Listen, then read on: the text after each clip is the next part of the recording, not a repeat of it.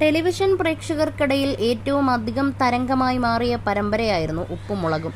1000 എപ്പിസോഡുകൾ വിജയകരമായി പൂർത്തിയാക്കിയതുവരെ പരമ്പര സൂപ്പർ ഹിറ്റായിരുന്നു.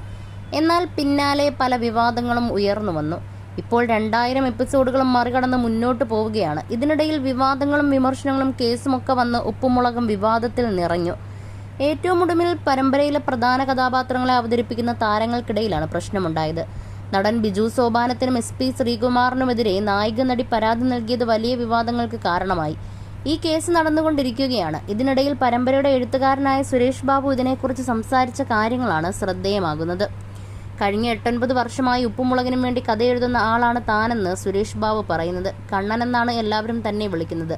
പരമ്പരയുടെ ലൊക്കേഷനിൽ വന്നിരുന്നാണ് താൻ കഥ എഴുതാറുള്ളത്. അതിലെ താരങ്ങളുമായിട്ടും നല്ല ബന്ധമാണ്. ചെറിയ കുട്ടികളായിരിക്കുമ്പോഴാണ് കേശുവും ശിവാനിയും ഒക്കെ പരമ്പരയിലെത്തുന്നത്. ഇന്നും അതേ സ്നേഹമുണ്ട്. മാത്രമല്ല മുടിയനായി അഭിനയിച്ച ഋഷി പരമ്പരയിൽ നിന്നും മാറി നിന്നതിനെപ്പറ്റിയും തിരിച്ചുവരവിനെക്കുറിച്ചുമൊക്കെ 1-2 ടോക്സ് എന്ന യൂട്യൂബ് ചാനൽ നൽകിയ അഭിമുഖത്തിലൂടെ തുറന്നു പറയുകയാണ് സുരേഷ് ബാബു.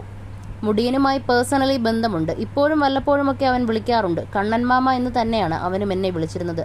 ബിഗ് ബോസിലേക്ക് പോകുന്നതിന് വേണ്ടി ഏഷ്യാനെറ്റുമായിട്ടുള്ള കോൺട്രാക്റ്റ് മുടിയന് പ്രശ്നമായി. അത് തീരാതെ മറ്റു ഷോകളിൽ പങ്കെടുക്കാൻ സാധിക്കില്ലായിരുന്നു. മുടിയനും തിരിച്ചു വരാൻ സാധിക്കണമെന്നാണ് ഞാനും ആഗ്രഹിക്കുന്നത്. അവന് പറയാനും ചാനലിന് കേൾക്കാനും സാധിക്കുകയാണെങ്കിൽ അത് ചിലപ്പോൾ തിരിച്ചു വരാൻ സാധ്യമാകും. പ്രേക്ഷകരെ പോലെ മാറി നിന്ന് നോക്കുമ്പോൾ അവനും വരാൻ സാധിച്ചിരുന്നെങ്കിലെന്ന് ഞാനും ആഗ്രഹിക്കാറുണ്ട്. തിരക്കഥയിലെ പ്രശ്നങ്ങളും മാറ്റി നിർത്താൻ ശ്രമിച്ചു എന്നതൊക്കെയാണ് മുടിയൻ പ്രശ്നമാക്കിയതെന്ന് ഞാനും കേട്ടു. അന്ന് കഥ എഴുതിയത് ഞാനായിരുന്നില്ല. സിനിമയുടെ തിരക്കഥയുമായി ബന്ധപ്പെട്ട് പോയതുകൊണ്ട് മറ്റൊരാളാണ് എഴുതിയത്. പിന്നെ കുറച്ചൊക്കെ അഭിപ്രായ ഭിന്നതകളും സ്വരച്ചേർച്ചയില്ലായ്മയൊക്കെ ഉണ്ട്. ഇതെല്ലാം നമ്മൾ സീരിയസ് ആയി എടുക്കാതിരിക്കുകയാണ് വേണ്ടത്. ഇത്തരം പ്രശ്നങ്ങൾ എല്ലായിടത്തുമുണ്ട്. വീടുകളിൽ പോലും അങ്ങനെ സംഭവിക്കാറുണ്ട്. അതിനെ അങ്ങനെ കാണുകയാണ് വേണ്ടത്. അല്ലാതെ ഭയങ്കര ക്രൂരമായ പ്രശ്നമോ ഞെട്ടിക്കുന്ന വാർത്തയോ ആക്കേണ്ട. ബിജു സോപാനവും നിഷ സാരംഗും ശ്രീകുമാറുമായിട്ടുള്ള പ്രശ്നം നടക്കുമ്പോൾ ഞാനവിടെ ഇല്ലായിരുന്നു.